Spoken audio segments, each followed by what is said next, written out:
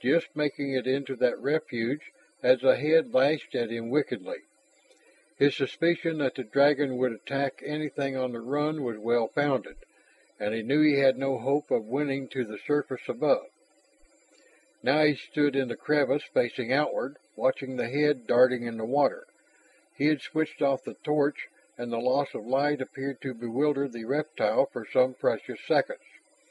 Ross pulled as far back into the niche as he could, until the point of one shoulder touched a surface which was sleek, smooth, and cold. The shock of that contact almost sent him hurtling out again. Gripping the spear before him in his right hand, Ross cautiously felt behind him with the left.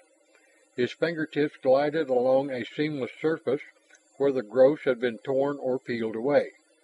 Though he could not, or dared not, turn his head to see, he was certain that this was his proof that the walls of the saucer had been fashioned and placed there by some intelligent creature. The dragon had risen, hovering now in the water directly before the entrance to Ross's hole. Its neck curled back against its bulk. It had wide flippers moving like planes to hold it poised. The body, sloping from a massive round of shoulders to a tapering rear, was vaguely familiar. If one provided a Terran seal with a gorgon head and scales in place of fur, the effect would be similar. But Ross was assuredly not facing a seal at this moment. Slight movement of the flippers kept it as stabilized as if it sprawled on a supporting surface. With the neck flattened against the body, the head curved downward until the horn on its snout pointed the tip straight at Ross's middle. The Terran steadied his spear gun. The dragon's eyes were its most vulnerable targets. If the creature launched the attack, Ross would aim for them. Both man and dragon were so intent upon their duel that neither was conscious of the sudden swirl overhead. A sleek, dark shape struck down, swimming across the humpback ridge of the dragon. Some of the settlers had empathy with the dolphins to a high degree, but Ross's own powers of contact were relatively feeble. Only now he was given an assurance of aid and a suggestion to attack. The dragon head writhed, twisted as the reptile attempted to see above and behind its own length, but the dolphin was only a streak fast disappearing, and that writhing changed the balance the monster had maintained, pushing it towards Ross. The Terran fired too soon and without proper aim, so the dart snake passed ahead. But the harpoon line half hooked about the neck and seemed to confuse the creature.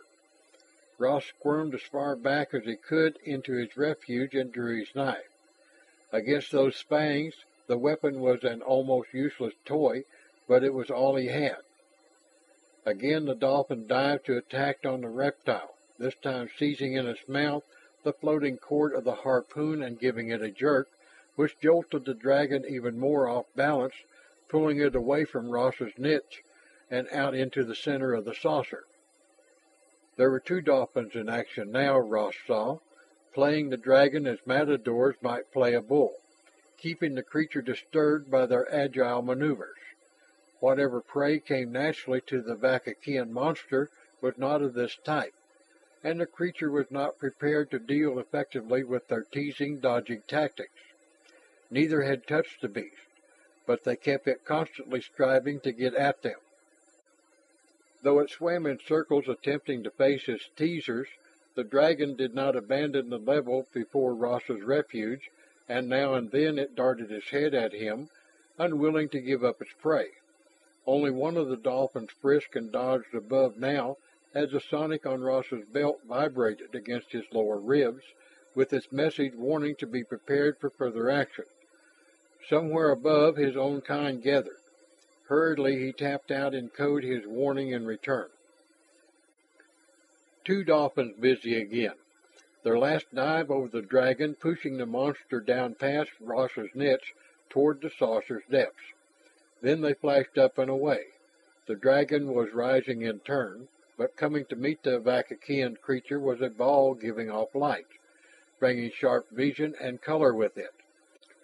Ross's arm swung up to shield his eyes. There was a flash. Such answering vibration carried through the waves that even his nerves, far less sensitive than those of the life about him, reacted. He blinked behind his mask. A fish floated by, spiraling up, its belly exposed, and about him growths drooped, trailed lifelessly through the water, while there was a now motionless bulk sinking to the obscurity of the depression floor. A weapon perfected on Terra to use against sharks and barracuda had worked here to kill what could have been more formidable prey. The Terran wiggled out of the niche, rose to meet another swimmer. As Ash descended, Ross relayed his news via the sonic. The dolphins were already nosing into the depths in pursuit of their late enemy. "Look here." Ross guided Ash to the crevice which had saved him, aimed the torch beam into it. He had been right. There was a long groove in the covering built up by the growth. A vertical strip some 6 foot long, of a uniform gray showed. Ash touched the find and then gave the alert via the sonic code. "Metal or an alloy. We found it." But what did they have? Even after an hour's exploration by the full company, Ash's expert search with his knowledge of artifacts and ancient remains, they were still baffled. It would require labor and tools they did not have to clear the whole of the saucer. They could be sure only of its size and shape, and the fact that its walls were of an unknown substance which the sea could cloak but not erode, for the length of gray surface showed not the slightest pitting or time wear.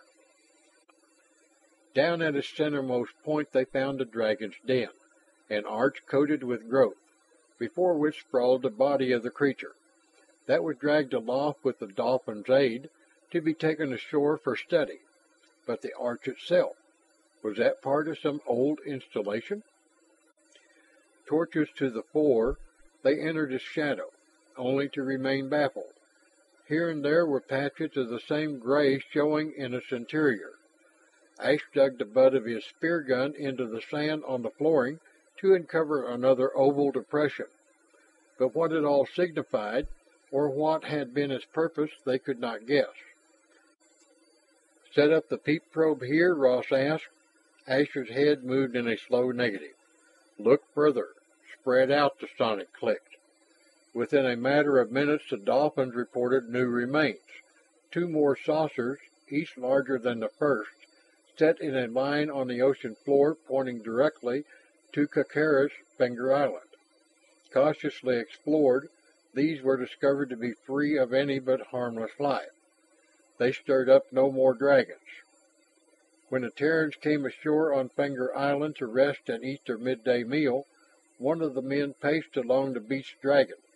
Ashore it lost none of its frightening aspect, and seeing it, even beached and dead, Ross wondered at his luck in surviving the encounter without a scratch. "I think that this one would be alone," Pakaki commented. "Where there is an eater of this size, there is usually only one." "Mano-nui." The girl Tama shivered as she gave to this monster the name of the shark demon of her people. "Such a one is truly king shark in these waters. But why have we not sighted its like before? Tino Ra? Ta? They have not reported such." "Probably as Papa Key says, these things are rare," Ash returned.